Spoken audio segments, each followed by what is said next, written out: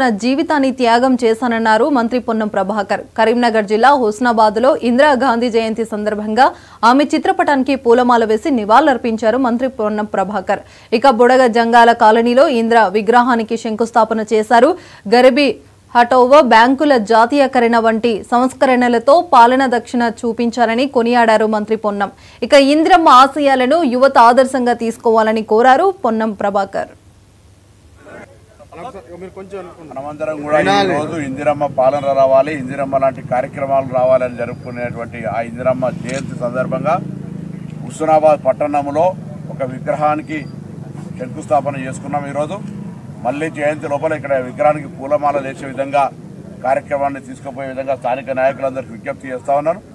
విగ్రహంతో పాటుగా మనం ఈ ప్రాంతం అంతా ఇందిరాగాంధీ గారికి సంబంధించిన ఆలోచన, పేద ప్రజలకు న్యాయం చేయాలి, గరీబీ హఠావో, బ్యాంకుల జాతీయకరణ, అనేక సంస్కరణలు తీసుకొచ్చి దేశవ్యాప్తంగా ఒక ఉక్కు మహిళగా, ఒక నిర్ణయం పరిపాలన దక్షత కలిగినటువంటి ప్రధానమంత్రిగా మరి ప్రపంచంలో నిలబెట్టుకున్న పేరు ఇందిరమ్మది.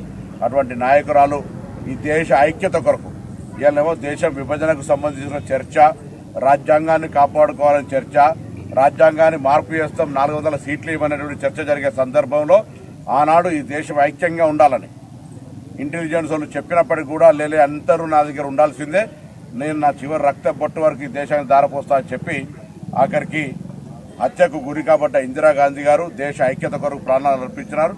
వారిని ఈనాటి యువత ఆదర్శంగా తీసుకోవాలి. ఇందిరాగాంధీ యొక్క ఆలోచన విధానం పేదలకు న్యాయం చేయాలనేటువంటి ప్రతి రాజకీయాల్లో ఉన్న ఏ పార్టీ అయినా తీసుకోవాలని ఆకాంక్షిస్తూ ఆ అమ్మకు ఘనంగా నివాళులర్పిస్తా ఉన్నాం. మనమందరం కూడా ఈ రోజు ఇందిరమ్మ పాలన రావాలి, ఇందిరమ్మ లాంటి కార్యక్రమాలు రావాలని జరుపుకునేటువంటి ఆ ఇందిరమ్మ జయంతి సందర్భంగా హుస్నాబాద్ పట్టణంలో ఒక విగ్రహానికి శంకుస్థాపన చేసుకున్నాం. ఈరోజు మళ్ళీ జయంతి లోపల ఇక్కడ విగ్రహానికి పూలమాల వేసే విధంగా కార్యక్రమాన్ని తీసుకుపోయే విధంగా స్థానిక నాయకులందరికీ విజ్ఞప్తి చేస్తా ఉన్నాను. విగ్రహంతో పాటుగా మనం ఈ ప్రాంతం అంతా ఇందిరాగాంధీ గారికి సంబంధించిన ఆలోచన, పేద ప్రజలకు న్యాయం చేయాలి, గరీబీ హఠావో, బ్యాంకుల జాతీయకరణ, అనేక సంస్కరణలు తీసుకొచ్చి దేశవ్యాప్తంగా ఒక ఉక్కు మహిళగా, ఒక నిర్ణయం పరిపాలన దక్షత కలిగినటువంటి ప్రధానమంత్రిగా మరి ప్రపంచంలో నిలబెట్టుకున్న పేరు ఇందిరమ్మది. అటువంటి నాయకురాలు ఈ దేశ ఐక్యత కొరకు ఇవాళేమో దేశం